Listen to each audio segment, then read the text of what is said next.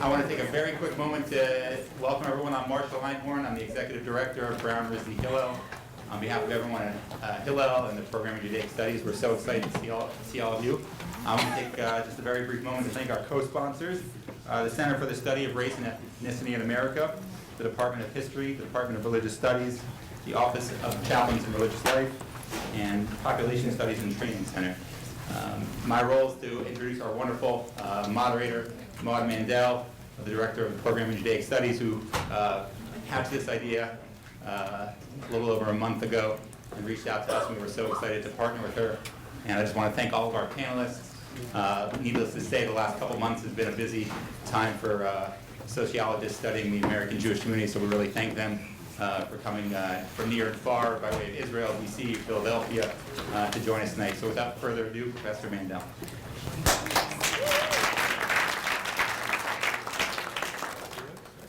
Welcome, everybody. It's great to see so many people turning out for this important conversation. I'm, as Marshall mentioned, Maud Mandel, the Director of the Program in Judaic Studies.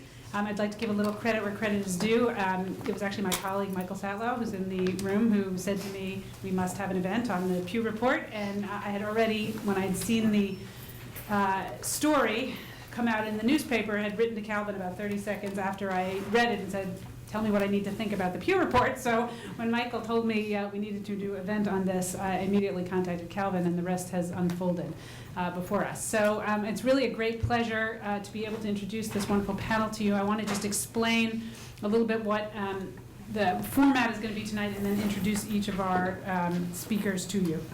So we are going to have a panel discussion, but we're going to begin. Calvin Goldscheider, who I'll introduce in a moment, is going to begin by laying out some of the key issues that are at stake in the Pew Report for us.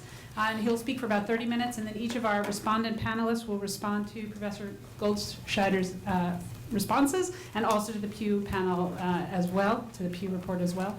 And then each of them will speak for approximately 7 minutes, and then we will open the floor to questions in the room as well. So I hope we're able to have a full discussion after we've heard from our learned panel. So I don't want to take much of your time, but I do want to tell you a little bit about the panel. So I'm going to do this in alphabetical order, but they're not sitting in this order, so I'll have them wave when I say their name. The first one's going to be obvious, because she's the only one. So Lila Corwin Berman, that's her, is the director of the Feinstein Center for American Jewish History. Her research explores the construction of Jewishness as a political, religious, ethnic, class, and geographic marker in 20th century America. Her first book was entitled Speaking of Jews, Rabbis, Intellectuals, and the Creation of an American Public Identity, and that came out with University of California Press in 2009. And she has, we had learned tonight at dinner, just literally moments ago, finished her second manuscript entitled Exit City, Jews, Race, and the Politics of Migration, which we don't know exactly when it will come out, but now soon, which is very exciting. Our second speaker, Calvin Goldscheider. Wave to the audience, Calvin. Many of you, I think, know Calvin. He is beloved to many of us. He comes from Brown. He is the Ungerleider Professor of Judaic Studies, Professor of Sociology, and Faculty Associate of the Population Studies and Training Center when he was at Brown. He retired a number of years ago, and we miss him sorely here. Over the last several years, he's focused, and really for much of his career, on issues of ethnicity and nation building in comparative and historical perspectives. He's driven to examine these issues because of his interest in questions of social change and diversity and the context that shapes people's lives and values. And he's written so many books and articles that I can't begin to list them all here for you today. So rather than give the traditional kind of introduction, which goes through someone's biography in that way, I just simply want to say that there is no colleague at Brown that I have learned more from than I learned from Calvin Goldscheider when he was with us, and he's having him back here today just made me, I said to him earlier at dinner, can you please come back, because I really need to keep learning from you. So it's really a great pleasure to welcome Calvin back to Brown. Laurence Kotler-Berkowitz, wave, thank you, is Senior Director of Research and Analysis and Director of the Berman Jewish Data Bank at the Jewish Federations of North America. His primary responsibilities are to help set the strategic goals and objectives for research at the JFNA, and manage and supervise and consult on research projects for them and its departments, and to consult to federations on their research needs and projects, and to oversee their data bank. In addition, he has a PhD from Brown University, and in fact worked with Calvin many years ago, and Alan Zuckerman, and we are very grateful and excited to have him join us. And last but certainly not least, Daniel Vaca. He doesn't have to wait because he's the last one on the panel who I haven't introduced. Daniel Vaca is a historian of religion in North America and specializes in the cultural and intellectual history of the United States. And his writing and teaching explores the diverse cultures on thought, practice, and discourse within which Americans have made sense of their worlds, understood themselves, and engaged others. And he is currently working on a book manuscript entitled Book People, Commercial Media, and the Making of American Evangelicism. That is our exciting panel, and I look very much forward to turning the panel over to Calvin. Before I do so, I just want to say one last thing, which is a kind of memorial moment. This week in the program in Judaic Studies, we had the passing of a member of our community, Ernie Frerish, who is a former director of the program in Judaic Studies for many years. He was dean of the graduate school at Brown University. He was a professor of religious studies and a scholar of the Bible. And he will be sorely missed, I know, by many at Brown, and also, I assume, by many of you. He was well known in the Jewish community and throughout a much wider community in Providence. And so I would like to dedicate this panel also to his memory. Calvin.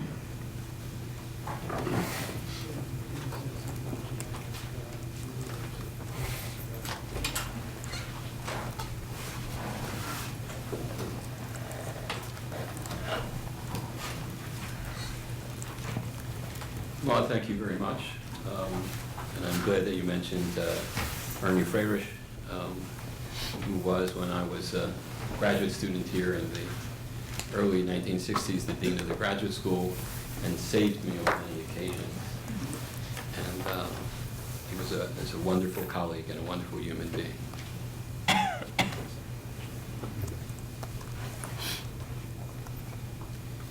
As a general orientation to assessing this Pew study, I want to start with a few general remarks about the study, but not go into any great detail. We could at a later point if you like, but I think it's not necessary to do so. The study itself is exciting in many ways. It has value, but it also has some serious limitations. And we therefore should be very cautious, as a general rule, about reading about the study in the public sphere, in newspapers, in the New York Times, or in Jewish organizational presentations. Often the New York Times and the Jewish organizations pick out some parts of the study and begin to talk about those problems, or perhaps have looked at the changes that have occurred over a decade or over 2 decades or over time, and talk about the decline or the erosion of the Jewish community. Like my glasses.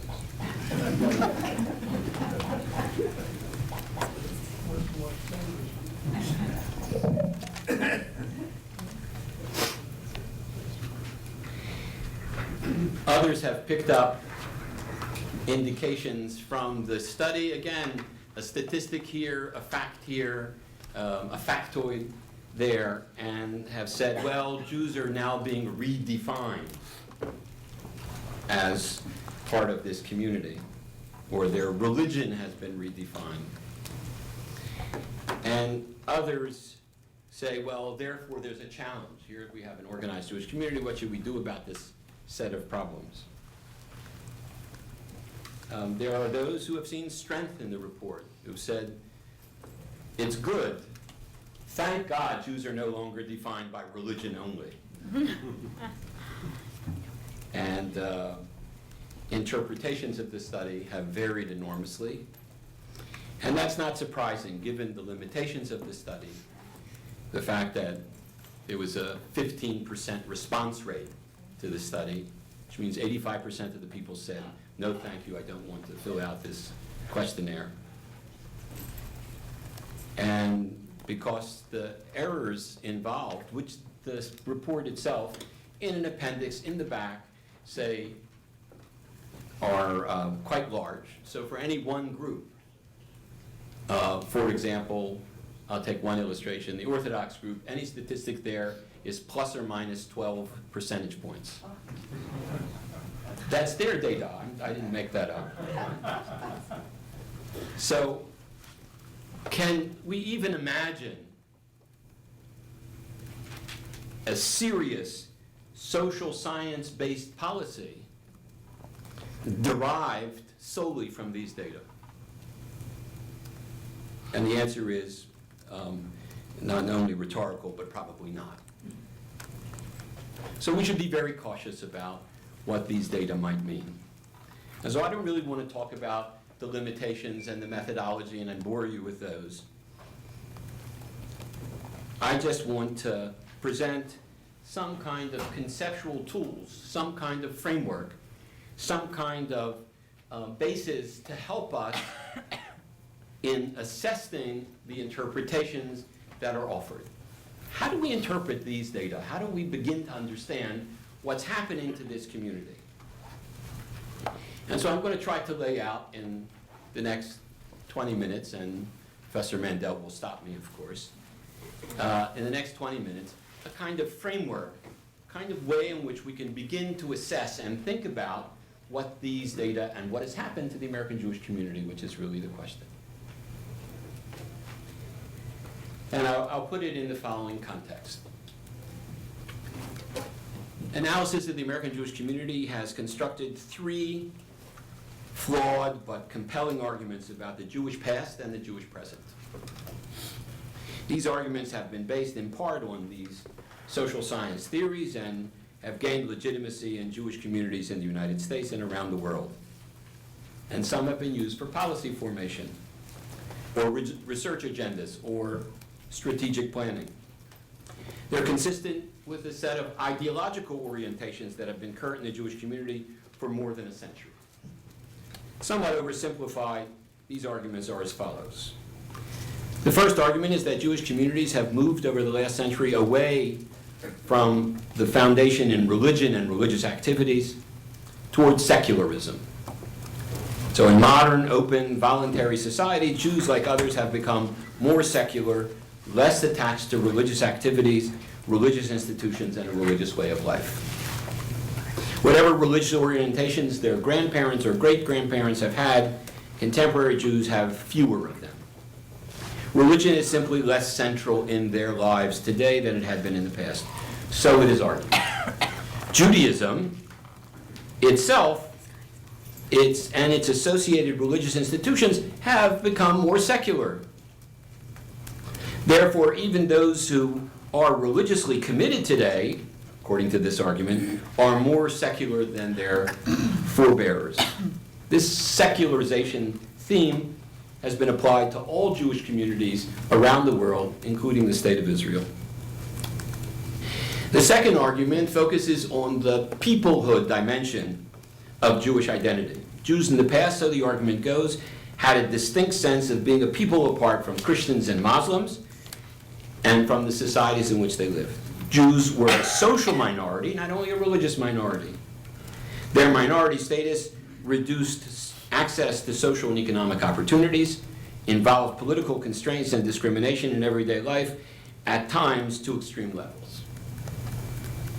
However, with the increasing openness of society, the expansion of political rights, citizenship, economic opportunities, and the acceptance of Jews into society, the ethnic component, the peoplehood component of Jewishness has diminished.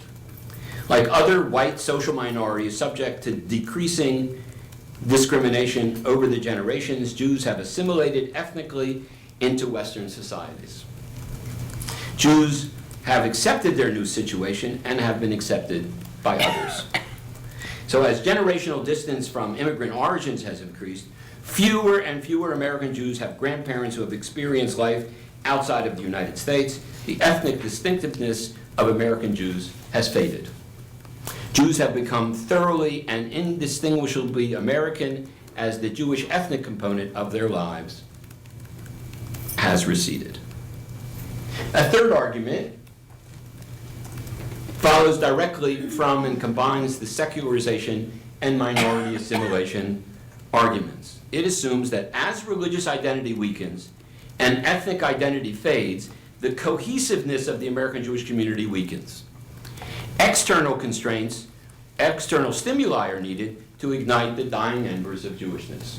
And these external factors might be the state of Israel, something external to their lives, or anti-Semitism, or something that's external to the internal structure of the community. And these externals are unpredictable and remain marginal to the daily lives of most Jews outside of Israel. Thus, as secularization diminishes Judaism and assimilation decreases Jewish ethnicity, few internally generated Jewish values or features of Jewish culture remain to sustain continuity of the community or of identity. The Jewish community in America is therefore characterized only by symbolic religion or symbolic ethnicity. As Judaism and Jewishness fade, so the argument goes, nothing beyond externals can undergo the viability of American Jewish communities. So it is argued. Hence, among some perspectives from social science and history, the American Jewish community is vanishing and the American Jewish community is eroding.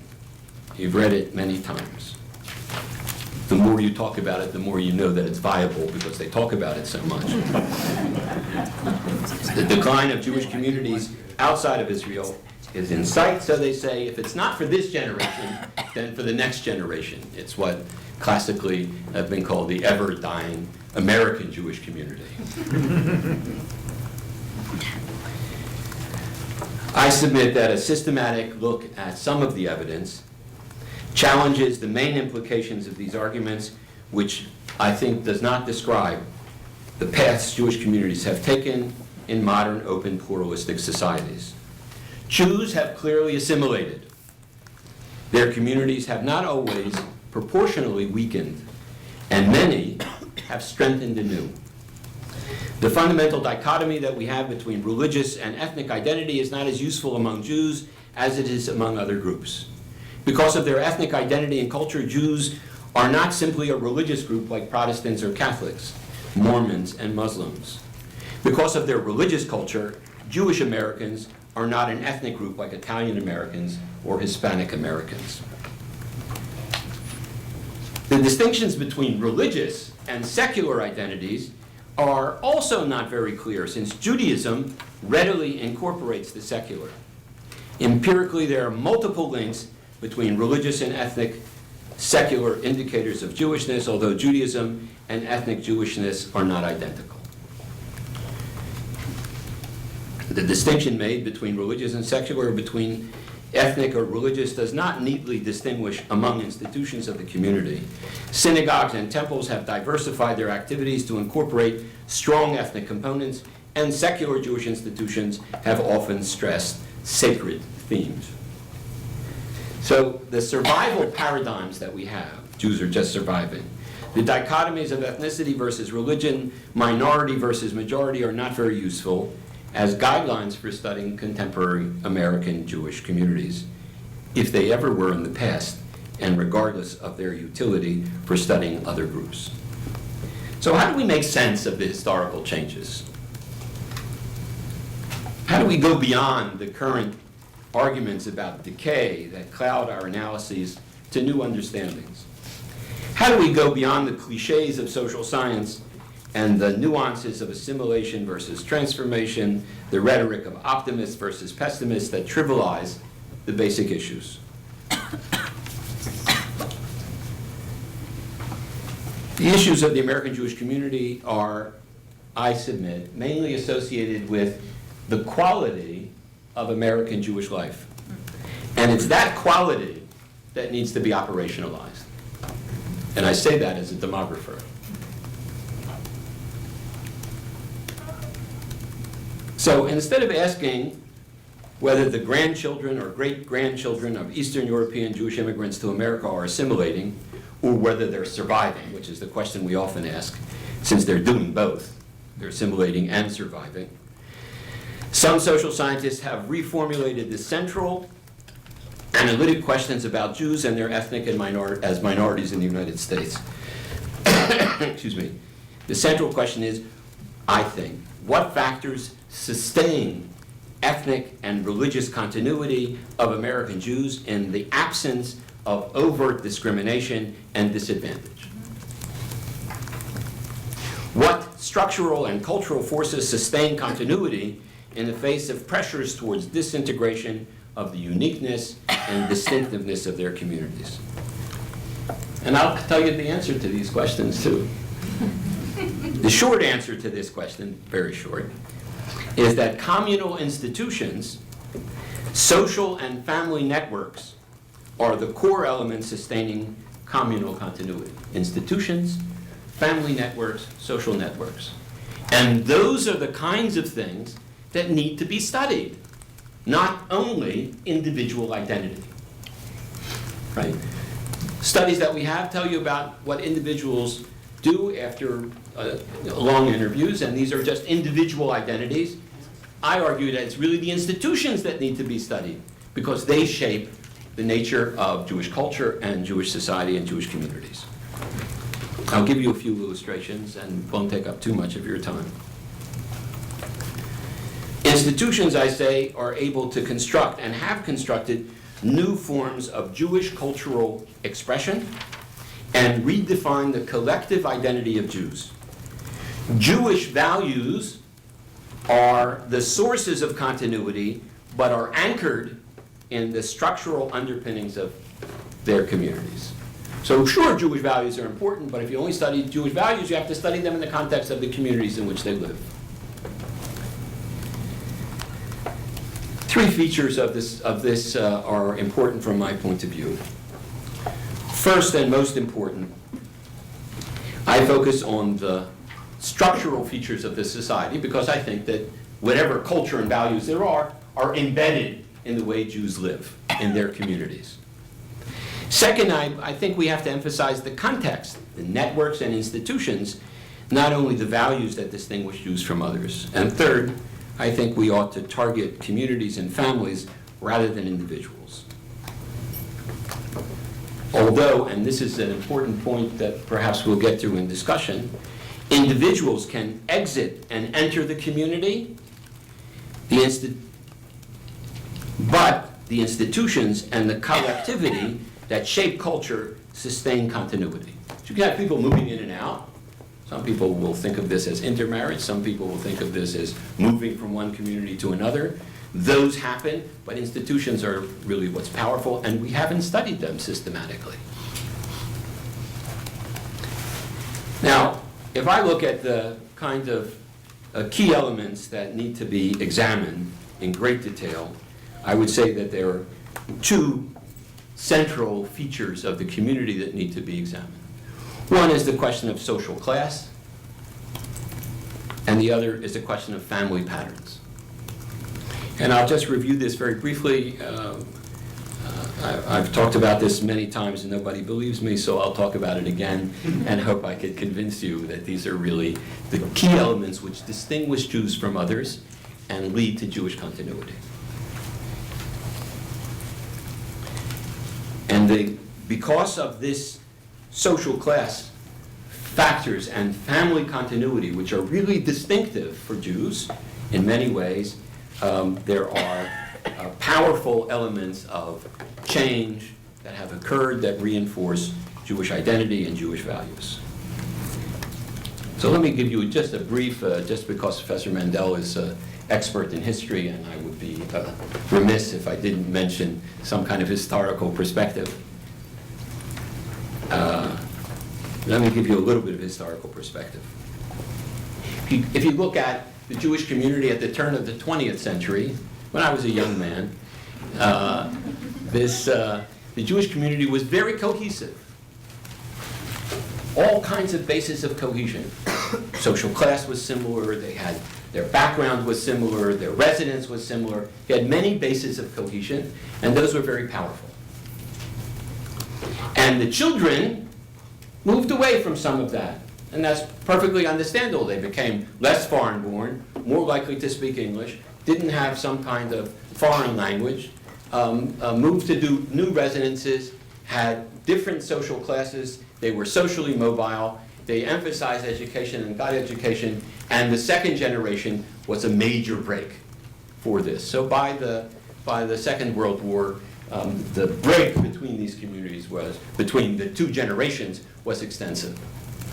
And then, if you look at the contemporary picture, social class patterns are very similar between the generations. Family patterns, it's not, in the past, families rejected this, what's happening to their children, and today, what do families do? They invest in their children. They support their children. And if they're moving away from home, who makes the down payment?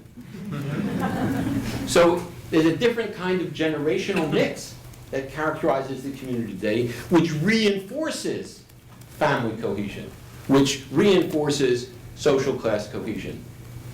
Just think about education for a moment. In the past, most of the first generation in the United States had very low levels of education. No matter what they tell you, most of them were very poorly educated, a couple of years maybe. Certainly the women. And then their children began to move up and get higher education, and men and boys and girls and men and women, and that represented a source of tension within the family. Subsequently, what happens? Very few of the current, 90% or more of the current generation gets educated, and most of their parents are educated in higher education, and most of their grandparents have some kind of higher education. So we're dealing not only with two generations of educational cohesion, of things that they share together, the values of education, but almost three. And that's a powerful source of talking to each other, of not rejecting each other, but learning from each other. And I think that's very important. And so at work, because of the jobs that they have, because of the education that they have, and because of the neighborhoods and the schools that they go to. Quickly think about North Dakota State University. Very few Jews, very little interaction among Jews at North Dakota State. And think about Brown, and think about the University of Pennsylvania, and think about the top schools in the country. And that's a very powerful base of new kinds of networks based on going to school together, learning together, developing networks together. Doesn't mean that it's required. There's choice involved. But the astounding thing in the 21st century is that many people in those communities, with those characteristics, share things with each other, and they share their Jewishness. That's the astounding fact. The astounding fact is that at some level, people have found and reformulated new ways to express their Jewishness. And that's perfectly legitimate and has the support of the parents. And that's the family basis. So economic and family basis become terribly important. Now, I know you're going to ask me a question about what does this have to do with the internal values? Well, yeah, that's a tough question, and I'm going to try to answer it very briefly.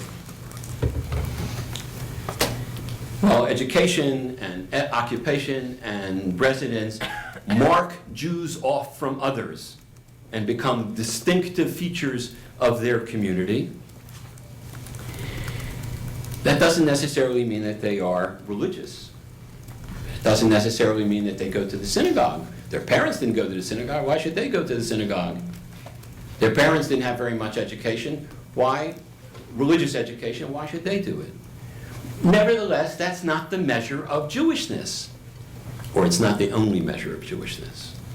There are other bases of being Jewish. So the surveys always say, well, you only measure, I'm going to take the upcoming holiday, and that's not of Thanksgiving, but of Hanukkah.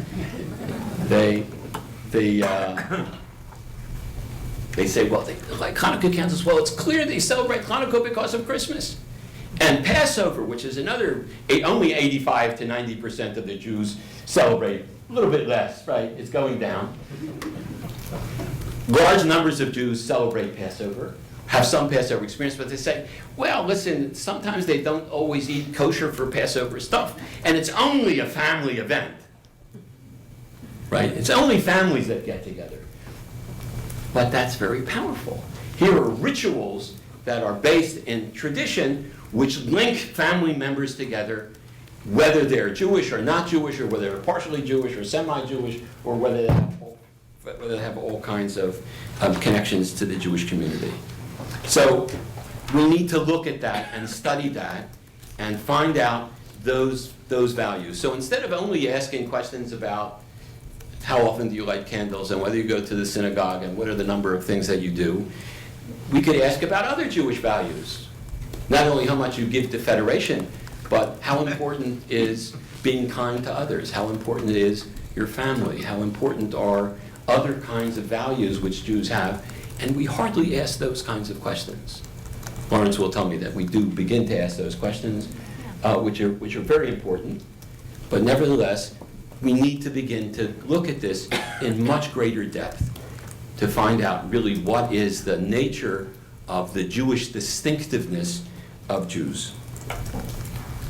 I won't go through what I consider one of my favorite ways of thinking about this, which is what would happen if we took a survey in the 19th century of Jews. Somebody did a survey, nobody did the survey, so I'll make it up. I like making things up. What happens if in a community, if someone did a survey of the Jewish community in the 19th century and began to study all aspects of the community, and of course they wanted to find out how often they go to the synagogue. They'd find out that half the people never went to the synagogue because they were women. There were no places for women in the synagogue. How much Jewish education did they get? Very little, right? And they could ask all kinds of questions. How often did they buy a palm branch and a citron for Sukkot? They said, well, they really couldn't do that. They couldn't afford it. Or they lived and how often did they have a quorum for a religious service? Well, they lived in outlying communities. They don't all live in urban areas. How did they ever get to services? They didn't have the possibility of getting to services. Now, I think those are very good reasons not to ask those kinds of questions in the past, and why we don't ask other questions today. For example, we don't ask how often do they go to the ritual bath.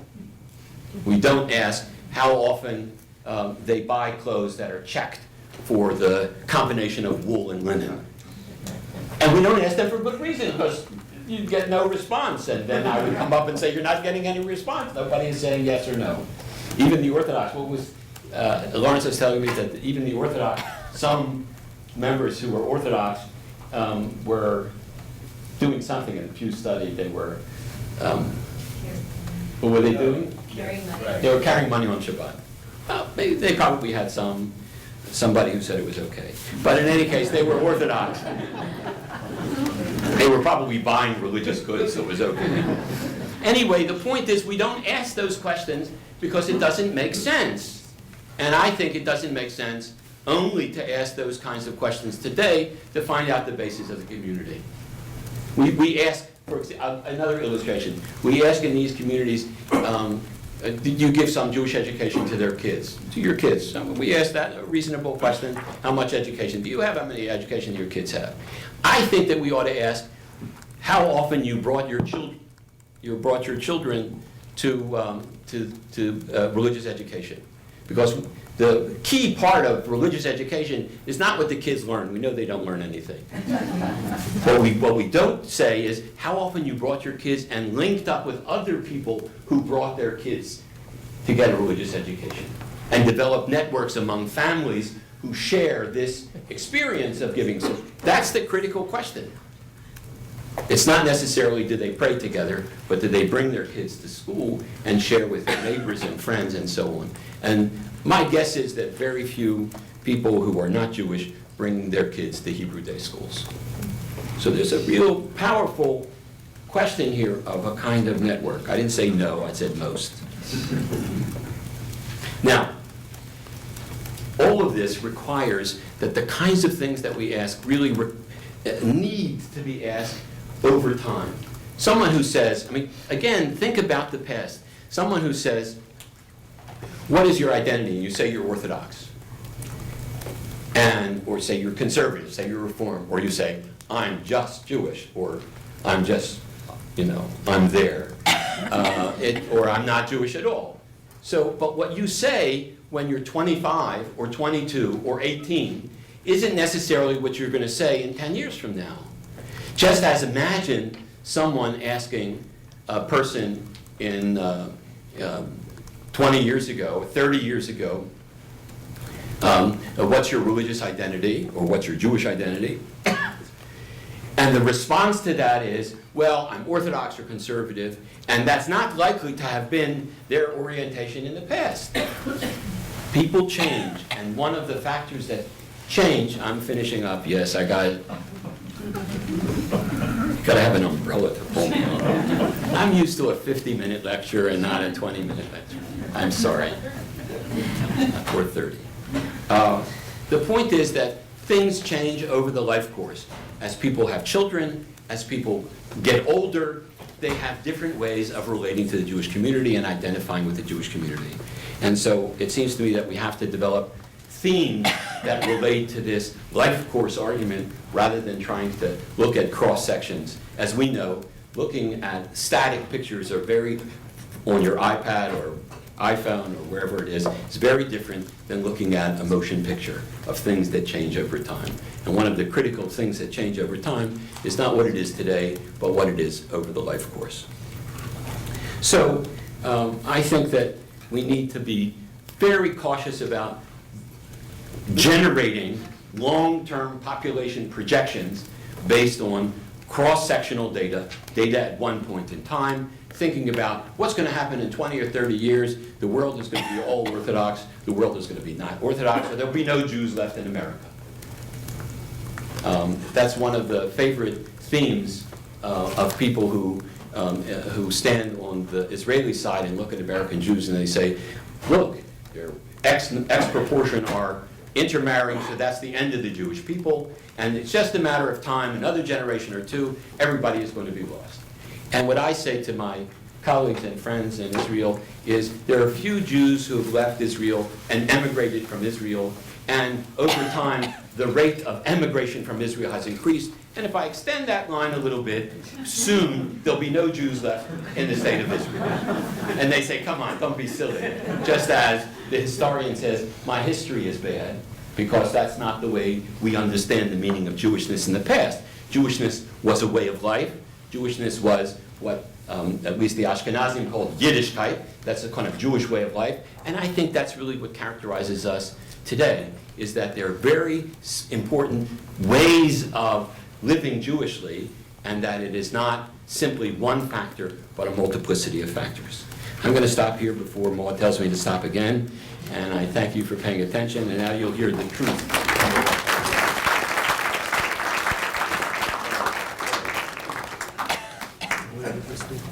So we actually didn't talk about the order, so why don't you just move down the camera, if that's okay.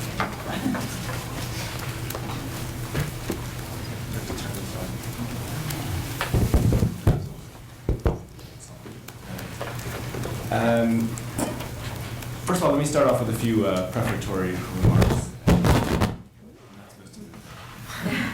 As Maud mentioned before, I was a student at Calvin's both as an undergraduate and as a graduate student here at Brown, and so can you not hear me? Is that better? As I was saying, and as Maud mentioned before, I was a student of Calvin's as an undergraduate and as a graduate student here, and so it was really an honor to have been asked to respond to him, and I want to thank Maud for doing that.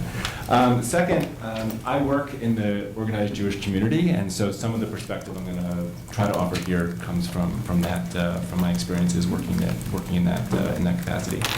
And third, just as full disclosure, I served on an advisory committee to the Pew Research Center for this study. I was not responsible for the study. That's ultimately Pew's responsibility, but I was on an advisory committee. And in that capacity, I want to say that what we know so far about the study is what Pew has reported. They've done a couple of extra additional data analysis at the request of some of my colleagues. But basically what we know is what Pew has released. So far, Pew is going to release the data file over the next couple of months. And once we have the data file, we'll really be able to look more in depth at the study. So like Calvin, I want to talk just for a minute about the Pew study and try to offer just a slightly different understanding of the limitations of the study. I think Calvin is right that all cross-sectional data have limitations. The 15% response rate, which Calvin mentioned, is absolutely true. It was about a 15 or 16% response rate. That, though, in the context of survey data and survey research in these days, is about normal. So these data are probably about as good as any other data that are collected in relatively rigorous ways. And I also just wanted to point out that 15% doesn't mean that 85% of the people who were reached said they didn't want to participate in the survey. What it means is that at the end of a phone call, which is randomly generated, 15% of the time the survey interviewers reached a live person to talk to, and that person answered their questions. The other times, there could have absolutely been refusals, which we know of. But other times, there are businesses that are reached, government offices, nonprofits, non-working numbers, et cetera, et cetera. There's a lot in that denominator that goes into the other 85%. So it's 15% isn't great. It's low. We know it's low, but it's relatively standard for today's research. Okay, let me. What I'd like to do in my relatively limited time is to take several points from Calvin's presentation and to expand on some of them, to offer, I think, some different perspectives on some others. So my first point, first issue, and what I want to emphasize is that I agree wholeheartedly that any straight line theory of what has happened to Jews in the modern period of secularization or of assimilation or of diminishing ethnic distinctiveness is really quite inadequate to understand contemporary Jews. There's always variation in ethnic and religious cohesion within a population, both at any one point in time, across time, and for individuals. And if I learn nothing else from Calvin in my years of working with him, that has stuck with me. Some segments of the population are highly cohesive. That is, they are religiously and ethnically distinctive. They have strong in-group and family and social networks. They're highly involved in Jewish organizations. And other segments of the population are quite highly assimilated. They have weak in-group and family and social networks, little or no institutional involvement, and little in the way of measurable ethnic and religious distinctiveness. And of course, there's a range of people in between those extremes. And not surprisingly, what we know from the Pew data so far is that these characteristics still apply to the American Jewish community. There are highly cohesive segments of the community, highly assimilated ones, and a range of people in between. And to view the Pew data, or really any cross-sectional data, as only or even primarily as the latest evidence for overtime assimilation or secularization is to take a very limited approach. We have to have a much broader approach. Second, I want to add to Calvin's distinction between structural and cultural sources of cohesion among American Jews. I would agree with Calvin that structural sources of cohesion have generally modest associations with indicators of Jewish identity and behavior. So in other words, variations in structure are usually only moderately tied to variations in culture. Although once we get the new data file, we'll be able to test that and see if those associations and relationships have strengthened or weakened since the last national studies. And so if structural sources of cohesion are best modestly associated with cultural sources of cohesion, what might explain cultural cohesion? At any one point in time, indicators of cultural distinctiveness are best predicted by other indicators of cultural distinctiveness, but that doesn't really tell us very much. Overtime analysis is really much more important in this regard. And here I'd argue that the strongest predictors of distinctive Jewish behaviors or Jewish cohesion among today's Jewish adults are the Jewish socialization processes that they experienced as children. All else being equal, families that are deeply embedded in Jewish social and institutional networks and context and provide extensive and intensive Jewish education to children are much more likely to produce adult offspring who are part of that highly cohesive segment of the population. And families that are highly assimilated tend to produce offspring who repeat those patterns, again, all else being equal. Now, we know, of course, that not all else is equal. There are historical and social changes that occur. People have transformative experiences as adults. They're subject to different incentives for communal involvement across the life cycle. But formative experiences that families provide children are, I would posit, are critically important to the current and long-term cohesiveness of Jews in America. And again, when we get the Pew data, we'll be able to test this hypothesis really as best we can with cross-sectional data using multivariate modeling. Excuse me. Third point. I want to relate the distinction between structure and culture to the Jewish organizational world. Perhaps to Calvin's disappointment, but probably not to his surprise, the Jewish organizational world pays relatively little attention to structural sources of Jewish cohesion. For example, when Jewish organizational leaders think about the educational levels and occupational status of American Jews, they think about them as resources for their organizations, smart volunteers, disposable income, those sorts of things. When they think about residential concentration, it's not as the source of structural cohesion, but rather as a challenge or an opportunity for service delivery. They don't think of shared education, occupation, and residence as sources of structural cohesion. It's not to say they pay no attention to structural issues. They certainly pay attention to social and family networks, especially within the context of intermarriage, and they pay attention to residence within the context of regional differences. But in the main, organizational leaders, organizational elites, focus on the cultural context of American Jews. They focus on the empirical and normative context of distinctively Jewish attitudes and behaviors, and they tend to focus, let's be frank about this, on what they see as the bad news. That is, the segment of the population that is more assimilated than cohesive. And I think this is what drives their institutional reactions. And I really don't say this in a sarcastic or cynical way. I don't think the institutional reaction is a cynical manipulation designed to raise money or to keep organizations in business. I think it's honest and sincere, but it's also one that is limited from a social scientific perspective. My fourth point. I agree with Calvin that the secular aspects of Jewish life reinforce the religious aspects, and we need to include both of them in our analysis. Some previous national studies, and a whole range of local studies as well, have shown that Jews who partake in distinctively religious behavior are much more likely to belong to secular Jewish organizations, to donate to Jewish causes, to volunteer for Jewish causes, to do a whole range of other secular Jewish activities as well. And we've already seen this evidence of this in the Pew data. Pew's Jews by religion are more likely to belong to other Jewish organizations, that is, other Jewish organizations other than synagogues. They're more likely to donate to Jewish causes than Jews who say they have no religion. And I suspect once we get the data file that we'll see this in much more complex ways as well. Fifth point. This bundling of secular and religious characteristics it leads me to talk about the distinction between so-called core Jews and non-core Jews. And Calvin talked about this in the paper he circulated to us. He didn't get to it in his remarks just now.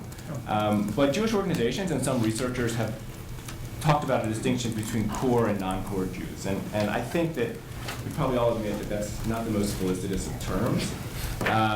Pew decided not to use those terms, but did distinguish between Jews by religion and Jews of no religion. And they've gotten some flack for doing that. But I think these kinds of distinctions are actually both necessary analytically and helpful for policy. They allow us to see, for example, that core Jews tend to be both more religiously and secularly involved in Jewish life than non-core Jews. And the same goes for the distinction between Jews by religion and Jews with no religion. But here's this was again in Calvin's written remarks. I would disagree with Calvin. I can't hear you in the back. So I would disagree with Calvin that the distinction between core and non-core has been used to support and justify policies that favor the core over the non-core or the periphery. In fact, I would argue just the opposite, that the majority of policy decisions in the organized Jewish world have been taken with the goal of getting the so-called periphery to be more like the so-called core, often with financial incentives. And all too often, the core has been taken, I think, for granted by the organizational world and left on its own to figure out how to afford the expenses of Jewish life. My last point. This is really about the study and the commentary that's been around it so far. Most of the responses to the Pew study, most of the commentary, especially if you've been following it in the Jewish media, have focused on the issue of Jewish identity, which is a social psychological attribute. It's how people think about their relationship to a social group. And I think Calvin would agree with me, but I'll let him reply, that we need to focus more on behaviors and not on identity, or its close cousin, attitudes. Identity and attitudes are necessary conditions for the sustainability of a community, but they are hardly sufficient. It is in behavior, in social networks, in family formation and dynamics, in institutional participation and involvement that community is variably sustained, strengthened, transformed, and at times diminished. And I think that's where we have to concentrate our social scientific analysis and our communal policy. Thank you.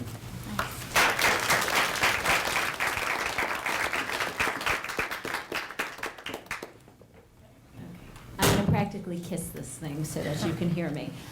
First, I want to thank Maud for inviting me to Brown to be part of this panel.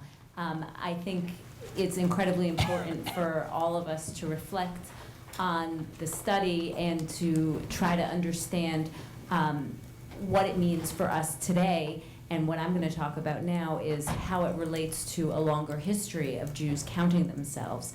I also want to thank Calvin for offering such astute observations and you know, as we'll hear from the rest of the panel, different ways of contextualizing the study. One of the most astute observations that I think Calvin has offered is the observation that things change over time. I'm a historian, and if there's one thing I believe in, it's this. This is my orthodoxy.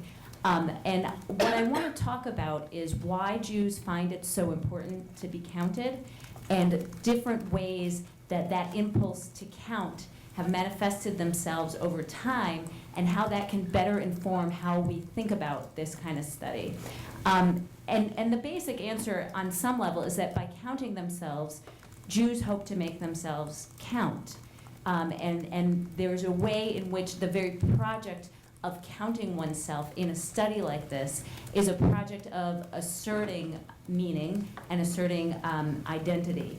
And I think this survey, like the many others that have come before it, it's generative and it's prescriptive. I don't think it's so descriptive necessarily, and I don't necessarily think that's a problem. I think it's fine to think with it, even if its accuracy or the extent to which it is supremely descriptive is compromised, as we've learned. Since the 1970s, United States Jews have performed periodic national population studies, and before that, in the United States, they performed more regional and city-specific studies. But the interest in quantifying Jewishness occurred much earlier. And I'm a historian of primarily 20th century American Jewish history, but I occasionally have looked to the Bible.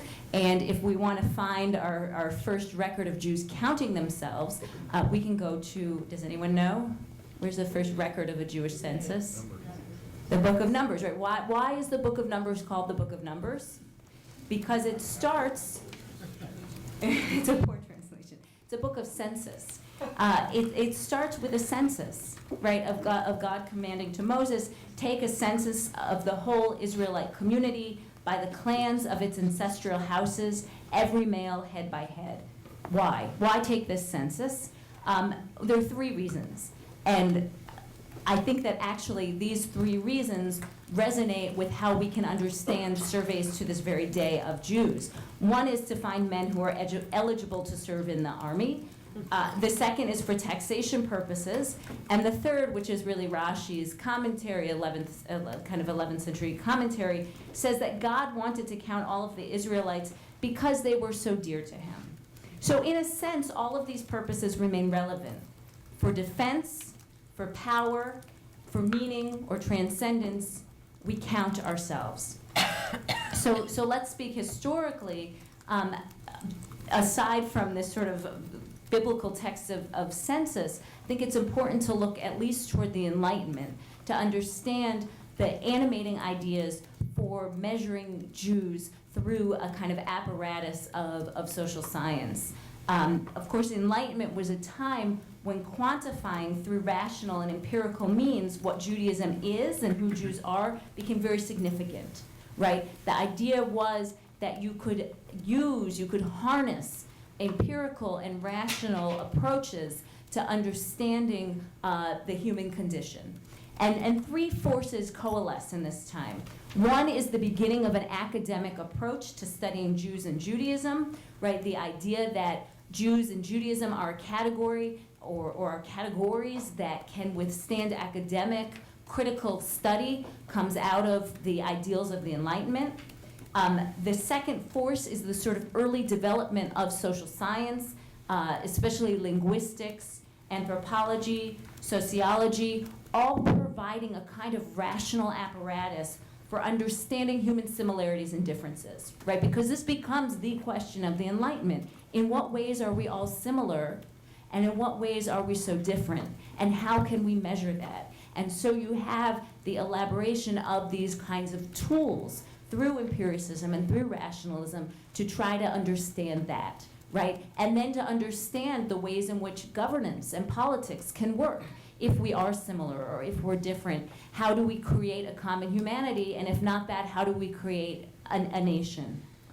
And the third force that I think is very important that comes out of the Enlightenment era is the idea of Jewish defense organizations. The idea that Jews can study themselves and create data about themselves in order to disarm criticism of and anti-Semitism against Jews.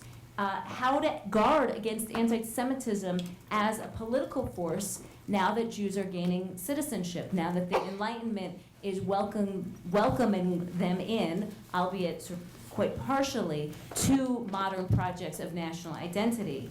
And so by the late 19th century, throughout many European countries, you have these defense organizations, these Jewish organizations that survey the Jewish population, figure out where they are, who they are, all in an effort to try to protect the modern, enlightened, emancipated idea of Jews being able to fit into nation states.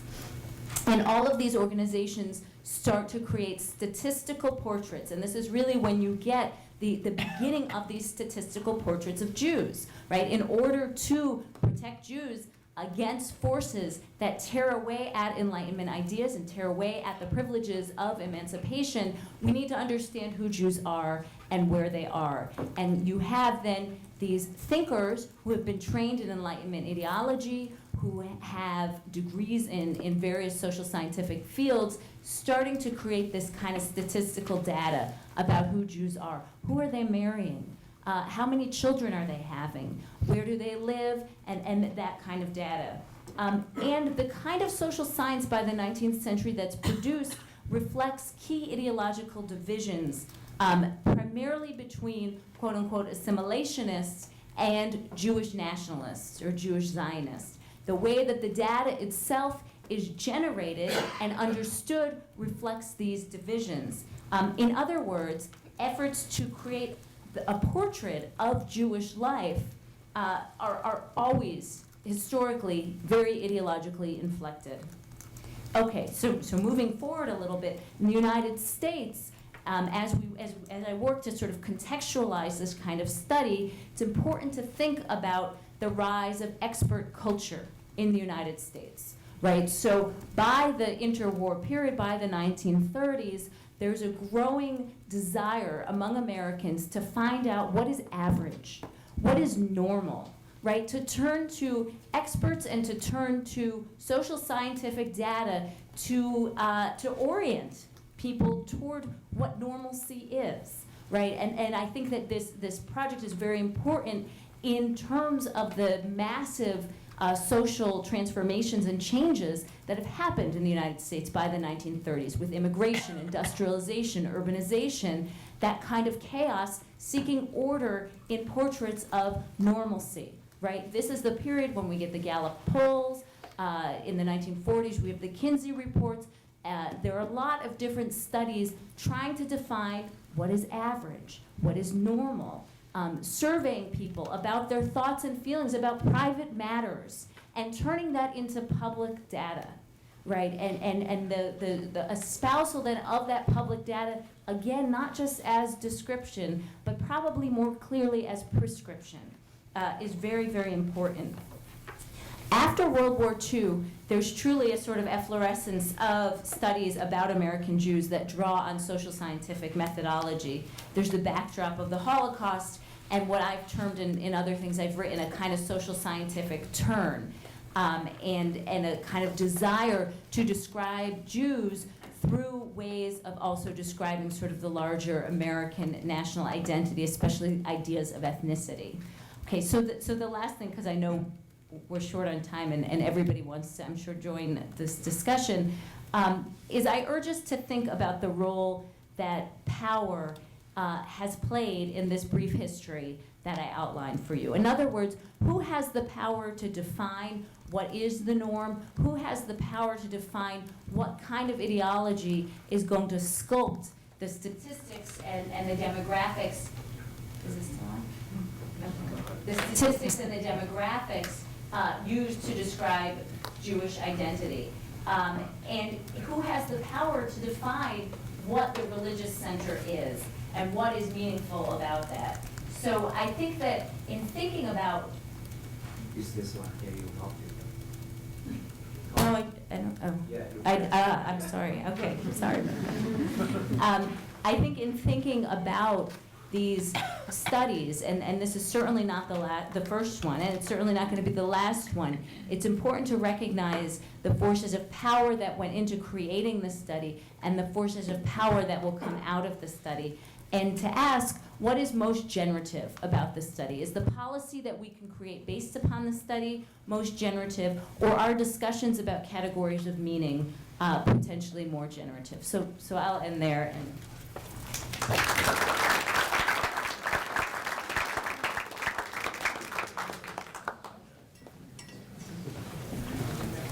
Try to scoot it too.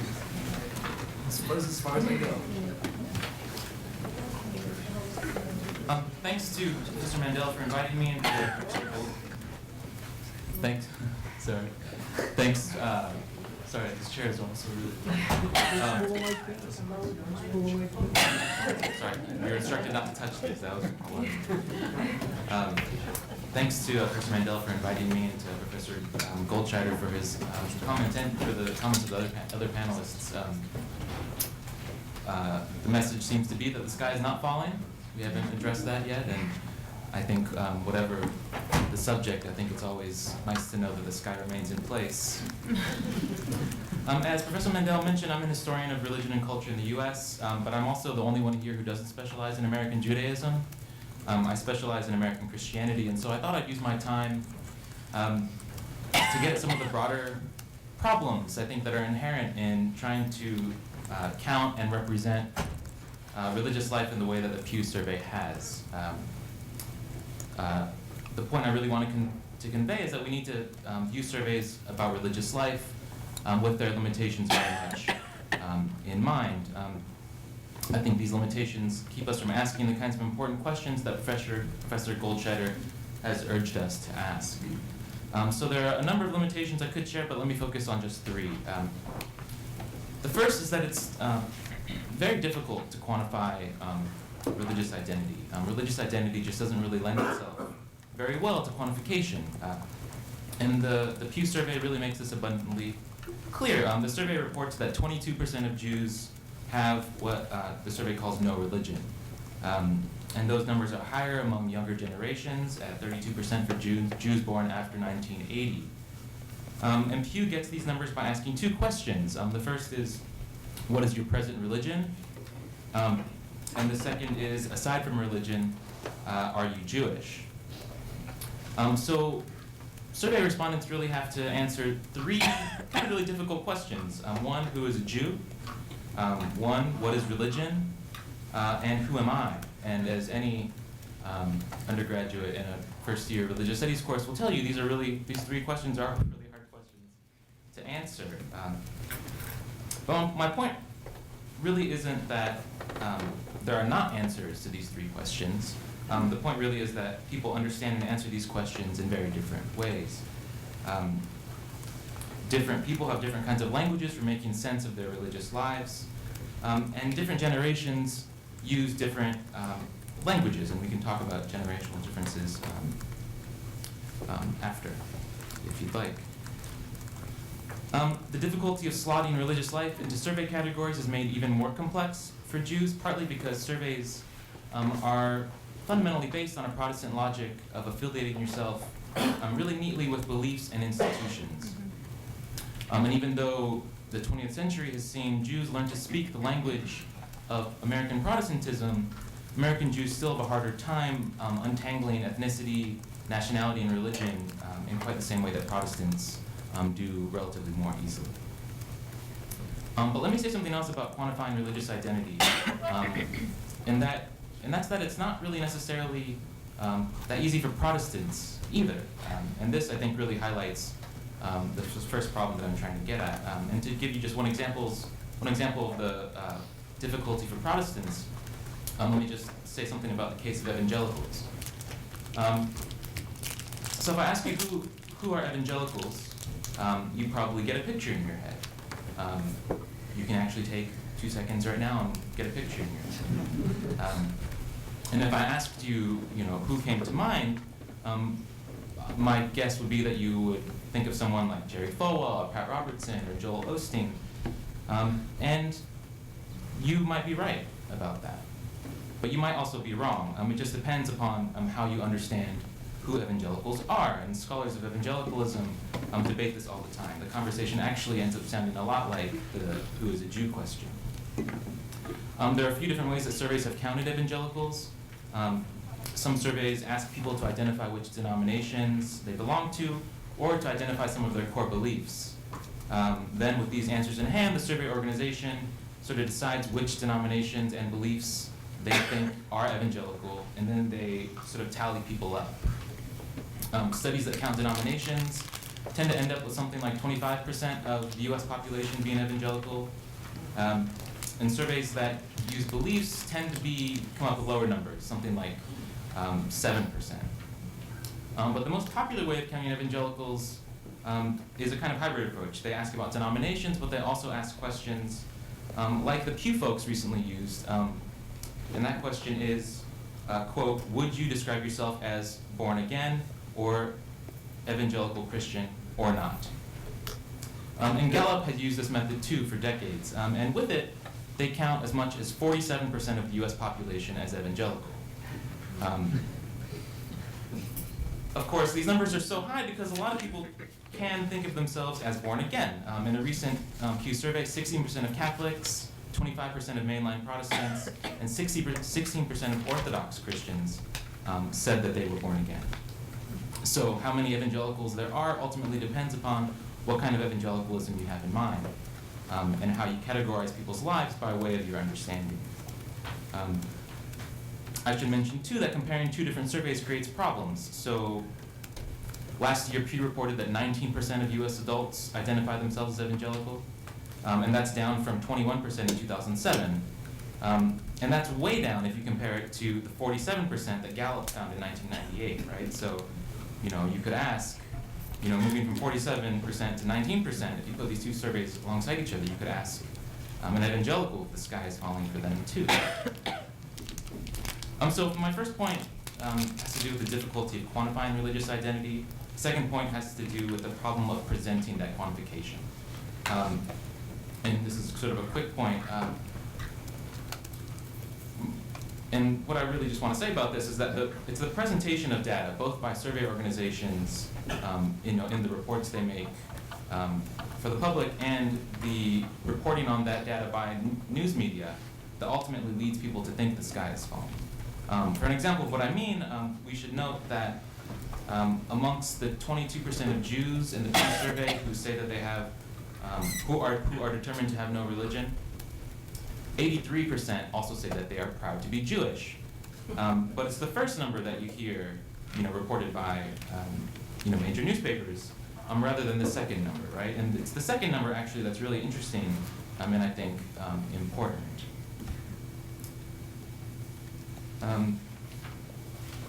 So the final point is just that these first two limitations tend to obscure important questions about forms of association. And I think this is really where Professor Goldscheider really gives us a lot to think about.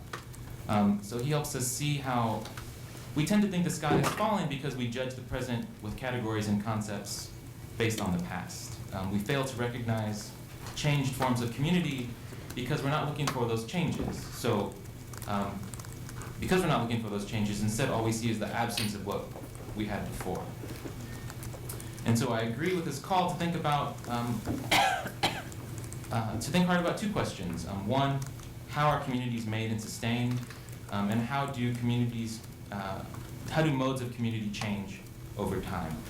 And I agree that close attention to family and institutional life can help us do more justice both to change and to the present.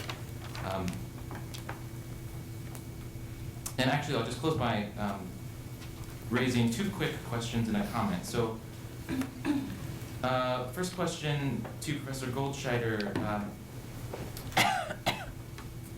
I wonder what he thinks about how we might put the relationship of this Jews of no religion category alongside the rise of the language of spirituality in America. So I've seen a lot of adults and even colleagues sort of roll their eyes when students call themselves spiritual but not religious, or anybody call themselves spiritual but not religious, not just students.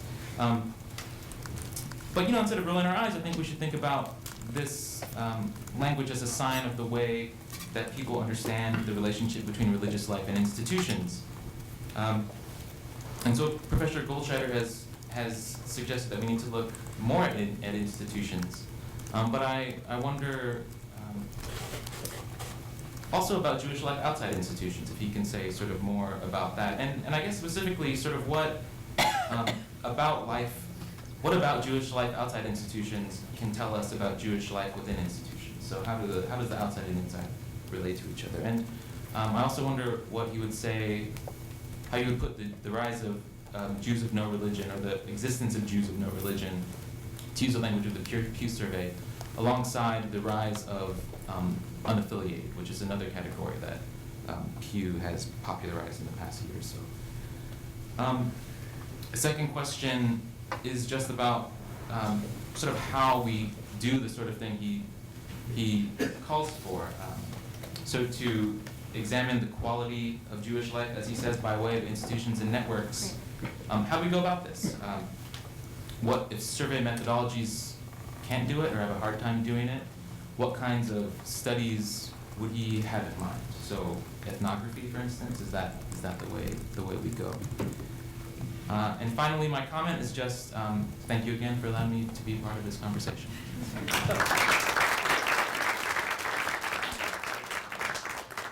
I'd like to thank so much our wonderful panelists for sharing these thoughts with us. And I'd like to open the floor now for questions from folks in the audience. I think I'll sort of stand here and moderate this, since I don't really know everybody any better than the panelists, but since it's easier if one person does this. And I think, do you vote no? Do you? It's very kind. Okay, Rabbi Dardashti, who's way in the back, but you're gonna have to yell or take a mic. I think there are mics actually. No, it's fine. I don't think you. I'm quite loud. I can be quite loud. I'm Rabbi Dardashti, and I'm proud to be that we're co-sponsoring this. That Hillel is co-sponsoring this tonight. I have a lot of comments, and the questions actually that I was going to ask are really really well articulated actually by Professor Vaca. I was interested to hear a bit more about this understanding of institutions needing to be studied systematically. I also have some answers to your first question about spiritual, not religious. And I'll just say one thing. I won't give many comments, but I will say that this Sunday we're having a bit of a response to that. On Yom Kippur, that was the question we discussed in a conversation before Pew came out, right? Like this idea of how students are seeing themselves as spiritual and not religious. But this Sunday, if people are interested, we're having a pretty amazing workshop on the Jewish contemplative tradition and meditative practice. And there's much more I can say about where that fits into this conversation, maybe at another point. But I love the questions that you articulated, actually. So don't have much more to add to those questions. So maybe we could ask Calvin and the other panelists to respond to those two evocative questions that Daniel Vaca raised at the end of his presentation.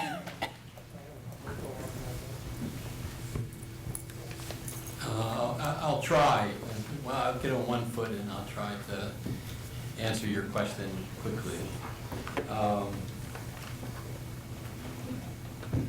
I think the question of the relationship of people who say they are, of Jews who say they are of no religion, but they are very spiritual, they don't think of that as religion, but clearly it is. And therefore, we have to think very sharply about what we have all said, is that the way people interpret these questions are really very different. People who said we are of no religion 25 years ago meant something very different than a 20 or 25-year-old person who says, I'm in no religion now, but I'm very spiritually involved. And that's one point. The second point, which I think is also critical to figure out, is that these views at one point in time are not necessarily going to happen in the future, and that these spirituality movements that have occurred among Jews and among others actually become over time institutionalized. And they form their own quorums, they form their own collectives, they form their own minyanim, if you like. And I think that's an important development. So the nature of Judaism is no longer Orthodox, conservative, reform, other, or some variant of that, or just Jewish, but also new forms of Judaism which have emerged and that may continue to have meaning, because institutions, Jewish institutions, both secular and Jewish, create new forms of Judaism. They define the nature of Jewish culture. Jewish culture, forgive me, does not come from heaven, and is not a constant, but a variable. And therefore, Jewish culture is created today by some Jewish institutions. Just think away. I'll stop in a minute.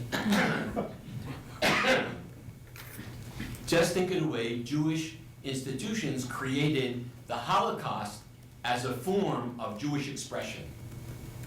No, sorry. If it's Scotch, I'll take it. So that they created this as a new, meaningful cultural variant among Jews, which certainly wasn't the case in the 50s and 60s. So what happens over time is that Jewish spirituality is, in fact, new forms of religion, even when people don't say it is. And I think that's something that surveys can perhaps suggest, but we have to study it directly and find out how these things emerge and how there is, and here's the critical point, how these forms of spirituality can be conveyed generationally, right? Which the groups that have started this have struggled with and will continue to struggle with. There was a question over here. I think maybe the panelists want to. Oh, were there, pardon me, excuse me, were there others in the panel who wanted to answer the question? Well, I think I would argue that surveys are probably not a good place to talk about or to ask questions about spirituality. It's a very ambiguous term. It doesn't have what we would call a whole lot of construct validity. And surveys, I think we could probably all agree on this from a different disciplinary perspective. Surveys are rather blunt instruments. They're really good for some things, and they're really bad for other things. And I think getting at spirituality is probably one of those things that is better studied with other methods. Which is why I mentioned Sunday. I was really interested in hearing your answer to the other question that Professor Vaca said, that Professor Vaca mentioned in terms of institutions needing to be studied systematically. That was what that was interesting to me. But I think other people should ask questions. I had more responses, Maud, but then questions, unfortunately. There are other questions, but Lila, did you want to say something? Or okay. Then Michael Sava had a question. Thank you for your comments. We've heard a lot about methodology and about limitations and about content of the survey. I guess what I'm also interested in hearing is from your reading of the data that has been released from the Pew survey, what do we know that we didn't know before, if anything?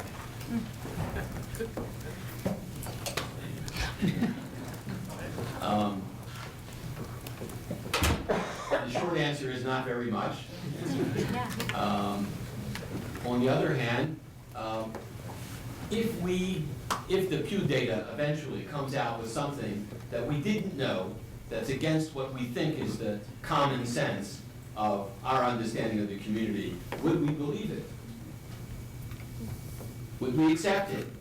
That is, could the Pew survey, or any survey for that matter, come to some kind of understanding that is different from our common understanding? What it does is it justifies, it rationalizes, and helps us understand that which is, in fact, the common sense. As a famous sociologist said, you know, it's sociology or social science is really 50% of it is common sense, but we don't know which 50%. And so the point is that it's not likely to. And the more limited the survey, the less we're likely to take it as a basis for policy unless it reinforces our pre-existing sense of what we should be doing. So that's the problematic here. And to get at some of the nuances and the differences, we really need changes over time, we need long-term surveys, we need a new orientation to the data that are available to see whether we can understand it. And it's my view that surveys are necessary, there are many things to learn from them, but don't take them too seriously. Laurence, did you have an answer? Well, I would go back to my original comment, which is that we know what Pew has told us so far. We don't have the data file yet, and I think once we do, people who study Jews will be able to dig into it in ways that the Pew researchers haven't yet. Because Pew is writing for a particular audience. They're writing for a relatively well-educated but lay audience. So they're not doing, multivariate modeling. They're not controlling for other factors when they do their analysis. So I think we will learn. I think I can point to a few things that we've learned. One, the data suggests, and again, this is internal to the data because we don't have overtime data, but the data certainly suggests that younger Jews are more likely at their current stage in life, I'm going to put all these qualifications around it, at their current stage of life to see themselves as Jews who don't have any religion than older Jews do. We know that intermarriage, at least among current intact marriages, is more common today than it was 20 or 30 years ago, or 40 years ago. We know that, again, looking at where people are today, we understand denominational retention and movements between the religious streams or denominations for particular parts of the population. So there are new data that are in this, new information, but it's set within a context of what we understood from previous surveys. And as Calvin said, if suddenly a new survey came up with all sorts of new understandings and new data and all sorts of surprising findings, we'd scratch our head and say, who did they talk to? And these are not the same Jews we've been talking to for the last 20, 30, and 40 years. So there's always going to be a lot of, we hope, actually, there's some continuity in our data over time, and with some changes and new information on the margins. Okay, Josh Silver. Oh, okay. Yeah. Gotcha. Hello. Hi. My name is Sam. I'm a first-year student. I just wanted to respond to some things that were said. You talked about looking at social networks as being a measure of Judaism today, or about looking at behaviors over identities. And I'm concerned with that approach. I think the important question is not, when you brought your kids to Hebrew school, did you schmooze with the other parents who were there? I think it's what compelled you to do that? What value did you think that would bestow upon your kids? And I think that Professor Vaca got at this a bit, that it's entirely a question of identity, and that children who are raised to parents that don't express a very strong religious identity go through a discovery process, and that in our world today, which is much more global and integrated, and values individual expression over conformity with any particular group, it's a sell. You have to make the case. You know, what aspects of Jewish culture and identity add to and enhance your life and bring fulfillment to it. And I think that that's what the survey is able to do by showing us. So many people say that they're Jewish and they're spiritual, but they're not religious and don't practice a religion and don't see value in that. Perhaps in some way that's expressing that there is an unmet need. There's an unmet need of having a sense of spirituality and wanting to feel some sort of fulfillment, but not feeling any particular connection to anything that would bring that. And I don't think that, you know, Judaism is just about, you know, who you're talking with or what institutions you're going to. Those things are all products of the fact that more of a culture, and I hope that the survey kind of, it doesn't tell us anything new in the sense that we should have already seen these trends, but hopefully it kind of wakes up a lot of the Jewish educators and members of the clergy and tells them you need to look at how to present Judaism in a way to people that helps them understand what ways it adds value to their lives. Yes. And that's not being done adequately. Very nice, Sam. Shafat. Would any of the panelists like to respond? There's one thing. It seems as if we're making an assumption that some significant portion of the people who said they weren't religious believe that they're spiritual. And I don't think that the data talked about that point. And in fact, my guess, and I have no data to back this up, is that probably the people who would say they're spiritual, many of them did say they were Jews by religion. So I think that we need to be careful about how we're defining what it means to be spiritual. I think that one of the things we did learn from this study is that we have a wholly inadequate language in Jewish life to talk about non-religious forms of being Jewish and why they're important and what kind of values they reflect, right? I mean, what does being at this lecture tonight or going to a Jewish film festival or going hiking with Jews or being part of a Jewish community support, a CSA, community-supported agriculture project, have to do with being Jewish? I mean, though I see the spiritual question in a sense as less important than some of those other kinds of means of behavior and identification and the nexus of that. Are there other questions? There was somebody in the back there. Yes. There's a mic right behind it. So one of the peculiar things about the Pew study is the way they identify Jews, right? So Can you it's hold not the mic up? institutional. Just hold it up. Hello? There you go. It's not institutional. In fact, it was alluded to by Professor Vaca. It's almost that in order to be categorized as not Jewish, you really have to really, really believe you're not Jewish. They ask a series of questions, and you can, it's a very inclusive notion of being Jewish. So there's an old joke by the philosopher Sidney Morgenbesser that the only pure performative in the English language is, I'm Jewish. So I guess the question really is, and the argument that there is something new here, is that if you take institutions as the primary way for analyzing Jewish life, and just accepting for a minute that the Pew data is a good measure, it's reliable, it's accurate, it's valid, then it seems like it calls a lot of things into question. So I really, that's my question. I mean, first of all, the assimilated versus cohesive distinction seems to not be very helpful if the Pew data is correct. This notion that Jews care about being counted given their relationship to institutions as described in the Pew data, that doesn't seem particularly true.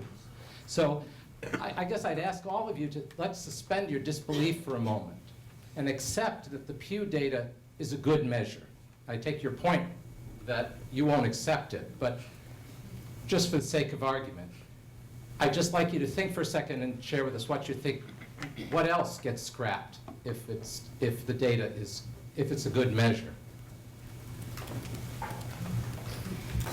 Anybody on the panel want to take a stab? our response to that, but I think that you want to hear it. Wait, can you lean into the mic, Calvin? I think it's important to remember that whatever these data show, whatever they show, correct or incorrect, they have reached the public. And I would like to note that its first appearance, if I'm not mistaken, appeared in the New York Times. And that's not a Jewish newspaper as far as I can tell. And that's a very important thing. If you look at, of course it is.